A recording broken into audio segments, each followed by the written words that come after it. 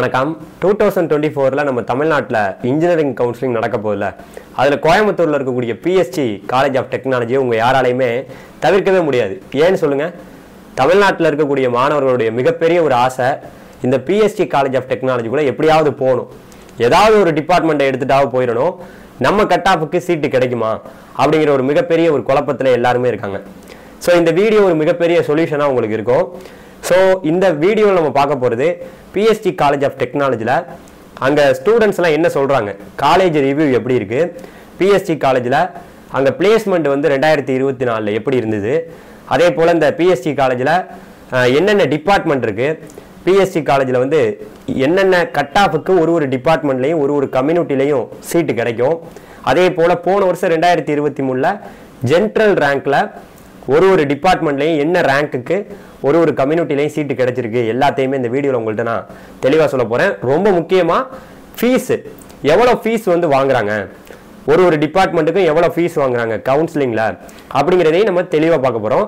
அதனால் இது வரைக்கும் நம்ம சேனலை நீங்கள் சப்ஸ்கிரைப் பண்ணாமல் இருந்தீங்கன்னா சப்ஸ்கிரைப் பண்ணிக்கங்க, நம்மளுடைய இன்ஸ்டாகிராம் பேஜை ஃபாலோ பண்ணிக்கங்க. நான் உங்கள் ட்ரெண்டிங் தமிழ் கோபி. ஹலோ டிடிஜிஸ். பிஎஸ்டி காலேஜ் ஆஃப் டெக்னாலஜி யாராலையுமே வந்து தவிர்க்கவே முடியாது. எப்படியாவது இந்த கல்லூரி நமக்கு கிடைச்சிடாதாங்கிற ஒரு ஆசை எல்லாருக்குமே இருக்கும். ஏன்னா இந்த கல்லூரி வந்து பார்த்தீங்கன்னா ரொம்ப பழமையான ஒரு கல்லூரி. இந்த கல்லூரியில் படித்தவங்க பல பேர் வந்து பார்த்தீங்கன்னா இன்னைக்கு பெரிய ஆளாக இருக்கிறாங்க, வெளிநாடுகளுக்கெல்லாம் போயிருக்காங்க, பெரிய போஸ்டிங்கில் இருக்காங்க. ஸோ அப்படி பார்க்கும்போது இந்த பிஎஸ்டி காலேஜ் ஆஃப் டெக்னாலஜி நம்மளுடைய கோயம்புத்தூரில் பீலமேடில் இருக்குது. ஸோ இந்த கல்லூரி வந்து பார்த்தீங்கன்னா ஆரம்பிக்கப்பட்டு ரொம்ப நாள் ஆயிடுச்சு. அதாவது ரொம்ப பழமையான ஒரு கல்லூரி. அதாவது 1951 இந்த காலேஜ் ஆரம்பிச்சிருக்காங்க. கிட்டத்தட்ட 73 வருஷம் ஆச்சு. அதே போல் இந்த காலேஜோடைய கவுன்சிலிங் கோடு 2006. இதை நோட் பண்ணிக்கோங்க. ஸோ இந்த கல்லூரி வந்து தமிழ்நாட்டிலே ஒரு தலை சிறந்த கல்லூரியாக பார்க்கப்படுது. அதாவது கவர்மெண்ட் எய்டட் காலேஜ், அரசு உதவி பெறும் ஒரு கல்லூரியாக பார்க்கப்படுது. இந்த பிஎஸ்டி அப்படின்னு சொன்னாவே இன்னைக்கு பல இன்ஸ்டிடியூஷன்ஸ் வந்து இதில் இருக்குது, நிறைய இன்ஸ்டிடியூஷன் இருக்குது. ஆனால் கவுன்சிலிங்கில் நம்ம இன்ஜினியரிங்கில் படிக்கணும்னா பிஎஸ்டி காலேஜ் ஆஃப் டெக்னாலஜி தான். ஸோ இந்த காலேஜ் வந்து பார்த்தீங்கன்னா ஒரு அட்டானமஸ் கல்லூரியாக இருக்குது, அதாவது தன்னாட்சி கல்லூரியாக இருக்குது. இந்த கல்லூரி எப்படி ஆரம்பிக்கப்பட்டது அப்படிங்கிற ஒரு குட்டி ஸ்டோரியாக ஒன்று சொல்கிறேன். அதாவது இந்த கல்லூரியை வந்து பார்த்தீங்கன்னா முன்னாடி அங்கே வந்து பார்த்தீங்கன்னா பிஎஸ் கோவிந்தசாமி நாயுடு அப்படிங்கிற ஒருத்தவர் வந்து பார்த்தீங்கன்னா ஒரு அறக்கட்டளை மாதிரி ஒன்று ஸ்டார்ட் பண்ணியிருக்காரு, கல்வி அறக்கட்டளைன்னு. அந்த கல்வி அறக்கட்டளைக்கு கீழே ஒருத்தவர் வந்து பார்த்தீங்கன்னா அவர் பேர் என்ன சொல்றாங்கன்னா ஜிஆர்டி அப்படின்னு சொல்றாங்க. கோயம்புத்தூர்ல எல்லாருக்குமே தெரியும். அதாவது ஜிஆர்டினா ஜிஆர் தாமோதரன், அவர் தான் இந்த கல்லூரியுடைய நிறுவனர், அவர் தான் இதை நிறுவனது. ஸோ இந்த கல்லூரி அப்போ 1951 நிறுவியிருக்காங்க. ஆனால் ஃபேமஸ், பயங்கர ஃபேமஸ். இன்ன வரைக்கும் இதனுடைய பேர் வந்து தமிழ்நாடு முழுக்க வந்து இப்போ வரைக்குமே ரொம்ப ஸ்ட்ராங்காக இருக்கு. ஸோ அப்படி பார்க்கும்போது நீங்கள் இதுக்குள்ளே போகணுன்னா இங்கே வந்து இதில் பல கோர்சஸ் இருக்குது. அதில் நம்ம இன்ஜினியரிங்கில் தான் பேசிக்கிட்டு இருக்கோம். இன்ஜினியரிங்கை பொறுத்த வரைக்கும் யூஜி நீங்கள் இப்போ அண்டர் கிராஜுவேட் பண்ண போறீங்கன்னா இங்கே 25 கோர்ஸ் இருக்குது. எனக்கே பெரிய ஆச்சரியம், என்னடா அது 25 கோர்ஸா அப்படின்னா பாருங்களேன், 25 கோர்ஸ் வந்து இந்த காலேஜில் இருக்குது. இதுக்கு நம்ம கவுன்சிலிங் வழியாக போகும்போது என்னென்ன கட் ஆஃப் இருந்தால் நமக்கு சீட்டு கிடைக்கும், ஒரு ரேங்க்குக்கு போன வருஷம் என்ன கிடைச்சிருக்கு எல்லாத்தையுமே இப்போ இங்கே சொல்கிறேன். அதுக்கு முன்னாடி நீங்கள் ஒன்று புரிஞ்சுக்கணும். என்னன்னா இந்த பிஎஸ்சி காலேஜ் ஆஃப் டெக்னாலஜியில் எஸ்எஸ் கோர்ஸ் அப்படின்னு ஒன்று இருக்குது, செல்ஃப் சப்போர்ட்டர்னா என்னன்னா, இப்போ வந்து பார்த்தீங்கன்னா செல்ஃப் சப்போர்ட்டர்னா உங்களுக்கு அந்த காலேஜ் கல்வி நிறுவனமே அவங்களே எடுத்து நடத்துவாங்க, மற்றபடி ஒரு வித்தியாசமும் கிடையாது. செல்ஃப் சப்போர்ட்டருக்கு கொஞ்சம் ஃபீஸ் அப்படி இப்படின்னு வரும், அதை நான் பின்னாடி சொல்கிறேன். அதே போல் சாண்ட்விச் கோர்ஸ் அப்படின்னு ஒன்று இருக்குது. சாண்ட்விச் கோர்ஸ் 5 இயர்ஸ் நீங்கள் படிக்கிற மாதிரி இருக்கும். ஸோ 5 வருஷம் படிக்கிற மாதிரி இருக்கும், வேற ஒன்றும் வித்தியாசம் இல்லை. ஸோ இப்போ நம்ம அந்த கட் ஆஃப் எல்லாம் பார்த்துடலாம், ஒரு டிபார்ட்மெண்ட்டையும் பார்த்துடலாம். சொல்ல ஆரம்பிக்கலாமா? அதாவது இங்க வந்து ஆட்டோமொபைல் இன்ஜினியரிங் இருக்கு. ஆட்டோமொபைல் இன்ஜினியரிங்ல ஓசியில 179.5க்கு க்ளோஸ் ஆயிருக்கு.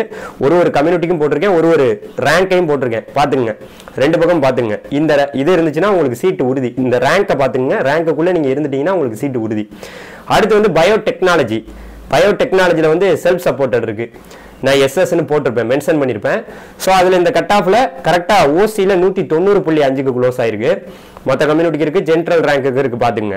அடுத்து பயோமெடிக்கல் இன்ஜினியரிங்கை பொறுத்த வரைக்கும் ஓசியில் 187.5க்கு க்ளோஸ் ஆயிருக்கு பார்த்துங்க. அடுத்த வேற கம்யூனிட்டியை பார்த்துங்க, ரேங்கையும் பார்த்துங்க, ஜென்ரல் ரேங்கை. அதே போல் அடுத்து வந்து பார்த்தீங்கன்னா சிவில் இன்ஜினியரிங் வந்து இங்கே ஓசியில் 191க்கு க்ளோஸ் ஆயிருக்கு. ஸோ ஒரு கம்யூனிட்டிக்கு இருக்குது, ஜென்ரல் ரேங்க் இருக்குது, ரேங்க்குள்ளே இருந்துட்டீங்கன்னா உங்களுக்கு சீட்டு உறுதி.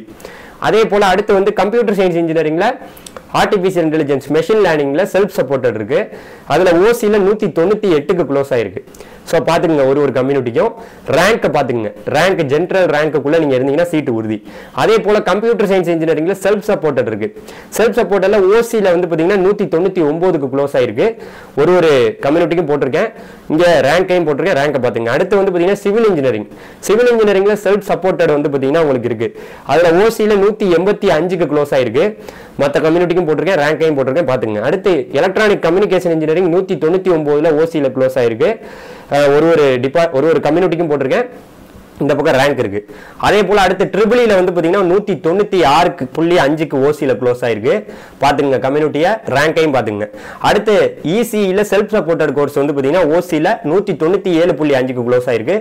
இங்க பாருங்க நீங்க இதையும் பாத்துங்க பிளஸ் கம்யூனிட்டியும் பாத்துங்க ரேங்கையும் பாத்துங்க. அடுத்து வந்து பாத்தீங்கன்னா எலக்ட்ரிக்கல் அண்ட் எலக்ட்ரானிக்ஸ் இன்ஜினியரிங் வந்து இங்க இருக்கு. அதுல சாண்ட்விச் கோர்ஸ் எஸ்எஸ்ல இருக்கு. அதுல ஓசில 190.5க்கு க்ளோஸ் ஆயிருக்கு. கம்யூனிட்டிக்கும் போட்டிருக்கேன். ரேங்கையும் போட்டிருக்கேன். ரேங்கை பாத்துங்க. அடுத்த கட்டமா வந்து பாத்தீங்கன்னா இந்த காலேஜ்ல ஃபேஷன் டெக்னாலஜி எஸ்எஸ் இருக்கு. அதுல ஓசில 177.2க்கு க்ளோஸ் ஆயிருக்கு. மற்ற கம்யூனிட்டிக்கும் போட்டிருக்கேன். ரேங்கையும் போட்டிருக்கேன். பாத்துங்க. அடுத்து வந்து இன்ஃபர்மேஷன் டெக்னாலஜில செல்ஃப் சப்போர்ட்டட் இருக்கு. அதுல ஓசில 197.5க்கு க்ளோஸ் ஆயிருக்கு. ஒரு கம்யூனிட்டிக்கும் போட்டிருக்கேன். ரேங்கையும் போட்டிருக்கேன். நோட் பண்ணிக்கோங்க. அடுத்து வந்து இன்ஸ்ட்ருமெண்டேஷன் அண்ட் கண்ட்ரோல் இன்ஜினியரிங் வந்து இங்க இருக்கு. அதுல ஓசில 190க்கு க்ளோஸ் ஆயிருக்கு. ஒரு கம்யூனிட்டிக்கும் போட்டிருக்கேன். ஒரு ரேங்கும் போட்டிருக்கேன். பாத்துங்க. அடுத்து மெக்கானிக்கல் இன்ஜினியரிங் வந்து பாத்தீங்கன்னா ஓசில 192க்கு க்ளோஸ் ஆயிருக்கு. கம்யூனிட்டிக்கும் இருக்கு. இங்க வந்து ரேங்கும் இருக்கு. பாத்துங்க. அடுத்து வந்து மெக்கானிக்கல் இன்ஜினியரிங்ல வந்து நம்மளுடைய செல்ஃப் சப்போர்ட்டட் இங்க இருக்கு. அதுல ஓசில வந்து 189.5க்கு க்ளோஸ் ஆயிருக்கு. ஒரு கம்யூனிட்டிக்கும் இருக்கு. ரேங்கும் இருக்கு. பாத்துங்க. மெட்டலாஜிக்கல் இன்ஜினியரிங் இருக்கு. அதுல ஓசில 187க்கு க்ளோஸ் ஆயிருக்கு. 84 சாரி 184க்கு க்ளோஸ் ஆயிருக்கு. ஒரு கம்யூனிட்டிக்கும் போட்டிருக்கேன். ஒரு ரேங்கும் போட்டிருக்கேன். பாத்துங்க. அடுத்து வந்து பாத்தீங்கன்னா இங்க மெட்டலாஜிக்கல் இன்ஜினியரிங்ல செல்ஃப் சப்போர்ட்டட் இருக்கு. அதுல ஓசில 176.5க்கு க்ளோஸ் ஆயிருக்கு. ஒரு கம்யூனிட்டிக்கும் போட்டிருக்கேன். ஒரு ரேங்க்குக்கும் போட்டிருக்கேன். பாத்துங்க. அடுத்து வந்து ப்ரொடக்ஷன் இன்ஜினியரிங் இங்க செல்ஃப் சப்போர்ட்டட் இருக்கு. அதுல வந்து ஓசில 180.5க்கு க்ளோஸ் ஆயிருக்கு. ஒரு இதையும் போட்டிருக்கேன். ஒரு கம்யூனிட்டிக்கும் ரேங்கும் போட்டிருக்கேன். பாத்துங்க.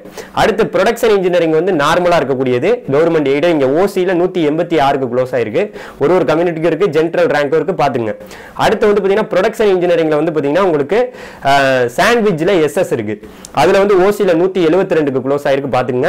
ஒரு கம்யூனிட்டிக்கு இருக்கு. ரேங்க்குக்கும் இருக்கு. அதே போல ரோபோட்டிக்ஸ் அண்ட் ஆட்டோமேஷன் அது வந்து ஒரு கோர்ஸ் இங்க இருக்கு. செல்ஃப் சப்போர்ட்டட்ல இருக்கு. அதுல ஓசில 194க்கு க்ளோஸ் ஆயிருக்கு. ஒரு கம்யூனிட்டிக்கும் போட்டிருக்கேன். ஒரு ரேங்க்குக்கும் போட்டிருக்கேன். நோட் பண்ணிக்கங்க.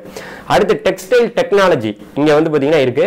அதுல செல்ஃப் சப்போர்ட்டட்ல ஓசில 172க்கு க்ளோஸ் ஆயிருக்கு. ஒரு கம்யூனிட்டிக்கும் போட்டிருக்கேன். ரேங்க்கும் போட்டிருக்கேன். பாத்துங்க. அடுத்து டெக்ஸ்டைல் டெக்னாலஜி நார்மலா இருக்கக்கூடியது ஓசில 181.5க்கு க்ளோஸ் ஆயிருக்கு. ஒரு கம்யூனிட்டிக்கும் போட்டிருக்கேன். ரேங்க்குக்கும் போட்டிருக்கேன். நல்லா பாத்துங்க. சோ இப்போ நான் வந்து உங்களுக்கு 25 கோர்ஸ் சொல்லிட்டேன். ரேங்கை நல்லா நோட் பண்ணிக்கங்க. நீங்க அந்த ரேங்க்குள்ள இருந்தா உங்களுக்கு சீட்டு உறுதி. ஜெனரல் ரேங்க் ரொம்ப முக்கியம். ஓகே. இப்போ வந்து பாத்தீங்கன்னா இப்போ நான் சொன்னது எல்லாமே பொதுவா 7.5 வந்து பாத்தீங்கன்னா இதை விட கட் ஆஃப் வந்து ரொம்ப கம்மியாகும். அதாவது 7.5% இடஒதுக்கீடு கவர்மெண்ட் ஸ்கூல்ல இருந்து வராங்க பாத்தீங்களா, 6வது இருந்து 12வது, அவங்களுக்கு இதை விட கட் ஆஃப் வந்து ரொம்ப கம்மியா தான் இருக்கும். அதாவது புரிஞ்சுக்குங்க. அடுத்து வந்து பாத்தீங்கன்னா நம்ம பார்க்க போறது ரொம்ப முக்கியமானது என்னன்னா பிளேஸ்மெண்ட். பிளேஸ்மெண்ட் வந்து பாத்தீங்கன்னா எல்லாருமே சார் இந்த பிஎஸ்டில பிளேஸ்மெண்ட் நல்லா இருக்குமான்னு கேட்டீங்கன்னா நம்ம நிறைய பேர்கிட்ட பேசணும். அவங்க என்ன சொல்றாங்கன்னா யோசிக்காம நீங்க இங்க எடுக்கலாம். எந்த டிபார்ட்மெண்ட் வேணாலும் எடுக்கலாம். ஆனா இங்க வந்து பிளேஸ்மெண்ட் வந்து பாத்தீங்கன்னா கம்ப்யூட்டர் சயின்ஸ் இன்ஜினியரிங் இந்த மாதிரி சிஎஸ்சி ஓரியன்டா கோடிங் ஓரியன்டான கோர்ஸ் எடுக்கிறாங்க பாத்தீங்களா, அவங்களுக்கு தான் நல்ல பிளேஸ்மெண்ட் இருக்கிறதா சொல்றாங்க. என்னைய பொறுத்த வரைக்கும் அவங்க சொன்னதுல நமக்கு தெரிய வந்தது என்னன்னா பல மாணவர்கள் ஹையர் ஸ்டடி பண்ண போயிடுறாங்க. இங்க படிச்சுட்டு நிறைய பேர் ஹையர் ஸ்டடி பண்ண போறதுனால மோஸ்ட் ஆஃப் த ஸ்டூடெண்ட்ஸ் வந்து எனக்கு ஆஃபரே கிடைச்சாலும் ஒரு நல்ல ஒரு பிளேஸ்மெண்ட் அவங்களுக்கு கிடைச்சா கூட வேணாம் நான் ஹையர் ஸ்டடி பண்றேன்னு போயிடுறாங்க. சில பேர் அதை அக்செப்ட் பண்றாங்க. மெக்கானிக்கலுக்குலாம் சூப்பரா பிளேஸ்மெண்ட் இருக்கு. அதே போல உங்களுக்கு வந்து இசிக்கும் நல்லா இருக்கு. போன வருஷம் 2023ஓட 24ல ரொம்ப சூப்பரா இருந்திருக்கிறது அப்படின்னு மாணவர்கள் என்கிட்ட சொன்னாங்க. ஸோ அதனால பிளேஸ்மெண்ட்டை பத்தி நீங்க கவலையே பட வேணாம்.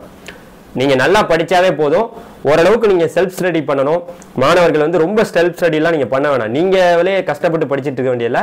அவங்க கொடுக்கக்கூடிய கரெக்டான வேலையை நீங்க பார்த்தா போதும். நீங்க ஈஸியா அரியர்லாம் வைக்காம நீங்க ஈஸியா பாஸ் பண்ணிட்டீங்கன்னாவே உங்களுக்கு ஒரு ஜாப் கிடைச்ச மாதிரி தான். அடுத்து இப்போ இங்க ஃபீஸ் ஸ்ட்ரக்சர் ரொம்ப முக்கியம். இங்க வந்து எவ்வளவு ஃபீஸ் வாங்குறாங்கன்னு உங்களுக்கு தெரியணும். நான் உண்மையான விஷயத்த சொல்றேன். போன வருஷம் வந்து நம்ம மாணவர் இங்க போய் படிச்சுட்டு இருக்காரு. அவர் நமக்கு கொடுத்த ரிப்போர்ட் நம்ம கிட்ட இருக்கு. அதன்படி இப்போ நான் உங்கள்கிட்ட எல்லாத்தையும் கிளியராக சொல்கிறேன், நோட் பண்ணிக்கங்க. ஃபீஸ் ஸ்ட்ரக்சரை பொறுத்த வரைக்கும் இங்கே வந்து government aided course, government aided கோர்ஸ்னா கிட்டத்தட்ட ஒரு 7 கோர்ஸ் இருக்கு. Civil, mech, triple E, ECE, அப்புறம் மெட்டலாஜிக்கல், அதுக்கப்புறம் வந்து ப்ரொடக்ஷன் இன்ஜினியரிங், அப்புறம் டெக்ஸ்டைல். இந்த 7 கோர்ஸுக்கு வந்து பார்த்தீங்கன்னா ஃபீஸ் வந்து 21,565 ரூபா வந்து பார்த்தீங்கன்னா வாங்குறாங்க. இதே நீங்க first graduate SC, SCA, ST இருந்தீங்கன்னா 17,565 ரூபா வாங்குறாங்க. இந்த இதுக்கு உங்களுக்கு ஸ்காலர்ஷிப்ல குறையுது எஃப்ஜி, எஸ்சி, எஸ்சிஏ, எஸ்டிஆர் இருந்தா. அதே போல அடுத்து வந்து பார்த்தீங்கன்னா இந்த என்பிஏ அக்ரிடிடேஷன் வாங்கியிருப்பாங்க. என்பிஏ அக்ரிடிடேஷன் வாங்கியிருக்கக்கூடிய கோர்ஸுக்கு, அதாவது அந்த ப்ரோக்ராம்ஸுக்கு வந்து பார்த்தீங்கன்னா இசிஇ வாங்கியிருக்கு, பயோமெடிக்கல், அதில் செல்ஃப் சப்போர்ட்டட் தான் இப்போ நான் சொல்லிட்டு இருக்கேன். இசிஇல செல்ஃப் சப்போர்ட்டடு, பயோமெடிக்கல்ல செல்ஃப் சப்போர்ட்டடு, பயோடெக்னாலஜியில் செல்ஃப் சப்போர்ட்டடு, மெட்டலாஜிக்கில் செல்ஃப் சப்போர்ட்டடு, ப்ரொடக்ஷன் இன்ஜினியரிங்ல செல்ஃப் சப்போர்ட்டடு, டெக்ஸ்டைலில் செல்ஃப் சப்போர்ட்டடு. இந்த 6 கோர்ஸுக்கு ஃபீஸ் வந்து பார்த்தீங்கன்னா செல்ஃப் சப்போர்ட்டில் 87,965 ரூபா வாங்குறாங்க. இதே நீங்க ஃபர்ஸ்ட் கிராஜுவேட்டா இருந்தா 60,465 ரூபா வருது. அதே போல நீங்க வந்து என்பிஏ அல்லாத கோர்ஸ் வந்து எஸ்எஸ் எடுக்கும் போது அதுல வந்து automobile engineering, civil engineering, computer science இன்ஜினியரிங்ல ஆர்டிஃபிஷியல் இன்டெலிஜென்ஸ், மெஷின் லேர்னிங் இருக்கு, அப்புறம் இன்ஃபர்மேஷன் டெக்னாலஜி இருக்கு, அப்புறம் வந்து மெக்கானிக்கல் இருக்கு. இதெல்லாம் வந்து பாத்தீங்கன்னா இந்த எஸ்எஸ் கோர்ஸ். இதுக்கெல்லாம் வந்து ஃபீஸ் இன்னொரு கோர்ஸ் இருக்கு. அதாவது வந்து பாத்தீங்கன்னா இன்ஸ்ட்ருமெண்டேஷன் கண்ட்ரோல் இன்ஜினியரிங் இருக்கு. அதே போல ரோபோட்டிக்ஸ் அண்ட் ஆட்டோமேஷன் இருக்கு. இந்த மாதிரி ஒரு 8 கோர்ஸ் இருக்கு. இந்த 8 கோர்ஸுக்கு வந்து பாத்தீங்கன்னா ஃபீஸ் வந்து 82,965 ரூபா வாங்குறாங்க. இதே நீங்க ஃபர்ஸ்ட் கிராஜுவேட்டா இருந்தா உங்களுக்கு 57,965 ரூபா தான் வாங்குறாங்க. அடுத்து வந்து நீங்க சாண்ட்விச் கோர்ஸ் எடுக்கும் போது சாண்ட்விச்சுக்கு வந்து பாத்தீங்கன்னா ட்ரிபிள் இ, மெக்கானிக்கல், அப்புறம் ப்ரொடக்ஷன், இந்த 3 டிபார்ட்மெண்ட் தான் இங்க சாண்ட்விச் கோர்ஸ் இருக்கு. நீங்க இது படிக்கும் போது 5 வருஷம் படிக்கிற மாதிரி இருக்கும். அதுல ஃபீஸை வந்து பாத்தீங்கன்னா உங்களுக்கு 89,140 ரூபா வாங்குறாங்க. இதே நீங்க ஃபர்ஸ்ட் கிராஜுவேட்டா இருந்தா 64,140 ரூபா தான். ஸோ அடுத்த கட்டமாக இப்போ நான் வந்து காலேஜ் ஃபீஸ் எல்லாம் நான் சொல்லி முடிச்சிட்டேன். அதே போல் ஹாஸ்டலை பொறுத்த வரைக்கும் ரொம்ப சூப்பராக இருக்குது, ஃபுட்டெல்லாம் சூப்பராக இருக்குன்னு சொல்லியிருக்காங்க. இவ்வளோ பெரிய காலேஜ் சொல்லவா வேணும். அதே போல் இந்த காலேஜில் வந்து ஃபுட்டை பொறுத்த வரைக்கும் உங்களுக்கு ஹாஸ்டலில் வந்து எவ்வளோ ஃபீஸ் வாங்குறாங்கன்னு முதல் நான் சொல்கிறேன். ஹாஸ்டல் ஃபீஸை பொறுத்த வரைக்கும் பாய்ஸுக்கு 4 பேர் ஒரு ரூமில் தங்கலாம். அது வந்து பார்த்தீங்கன்னா 98,000 ரூபா வருது. 4 பேர் தங்குற ரூமு. எல்லாருமே ஒரே ஹாஸ்டல் தான், அந்த ஒரே காமன் பாத்ரூம் தான். அதே போல கேர்ள்ஸுக்குன்னு பார்த்தா உங்களுக்கு வந்து என் பிளாக் அப்படின்னு ஒன்று சொல்றாங்க. என் பிளாக்ல 4 ஸ்டூடெண்ட்ஸ் தங்கலாம். அதுக்கு வந்து பார்த்தீங்கன்னா 94,500 ரூபா சொல்றாங்க. இதே போல கேர்ள்ஸுக்கு வந்து கே பிளாக் அப்படின்னு ஒன்று இருக்கு. அதுல 1,28,000 ரூபா வாங்குறாங்க. 2 பேரு அட்டாச் பாத்ரூம் இருக்கும். ஓகே, இப்போ இதுதான் ஃபீஸ் அப்படிங்கிறத எனக்கு வந்து அங்கே படிக்கக்கூடிய ஸ்டூடெண்ட் என்கிட்ட அனுப்புனாங்க. நம்ம மாணவர்கள் போனவங்க நல்லா தான் இருக்கு காலேஜ், நீங்கள் கவலையே பட வேணாம், எந்த டிபார்ட்மெண்ட் வேணாலும் எடுத்துகிட்டு படிக்க சொல்லுங்கள். சூப்பரு, உள்ளே போயிட்டாவே வேலை கிடைச்ச மாதிரி தான். இங்கே இண்டஸ்ட்ரி எல்லாம் நிறையா இருக்குது. அவங்களே பிஎஸ்டி இண்டஸ்ட்ரி வந்து பார்த்தீங்கன்னா இண்டஸ்ட்ரீஸ் நிறையா வச்சுருக்காங்க, மேனுஃபேக்சரிங் கம்பெனி இருக்குது. ஸோ இந்த மாதிரி நிறையா இருக்கும்போது நீங்கள் இதை பயன்படுத்துவீங்கன்னு நினைக்கிறேன். உங்களுக்கு கட் ஆஃப்ல நீங்க நான் போட்டிருந்த கட் ஆஃப் இருந்ததுன்னா கட்டாயமா கிடைக்கும். போன வருஷத்தை விட மாதிரியே இந்த வருஷமும் அதே போல தான் கட் ஆஃபும் இருக்கும்னு எதிர்பார்க்கப்படுது. நன்றி, தேங்க்யூ, பாய்.